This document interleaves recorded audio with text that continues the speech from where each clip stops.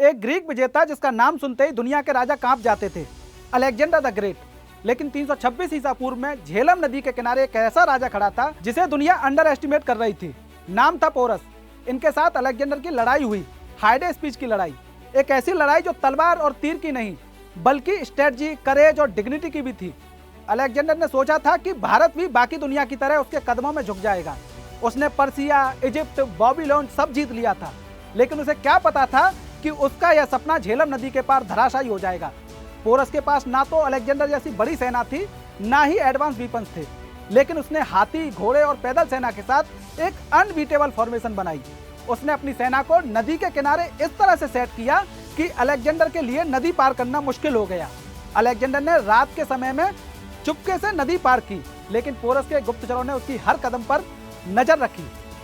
जब युद्ध शुरू हुआ तो पोरस के हाथियों ने ग्रीक घुड़सवारों को ऐसे घेर लिया जैसे कोई शिकारी अपने शिकार को घेर लेता है। ग्रीक सैनिक पहली बार ऐसी शक्ति के सामने थे जो उनके लिए नई और अनदेखी थी।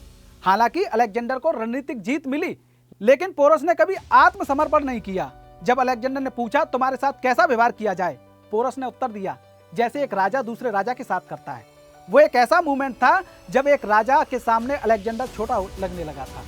कहने को अलेक्जेंडर जीत गया था, लेकिन उस दिन उसके अपने सैनिकों ने कह दिया, अब और नहीं महाराज, घर चलते हैं। क्योंकि युद्ध का मैदान जीतने के बाद भी अलेक्जेंडर भारत की हिम्मत के आगे हार गया था।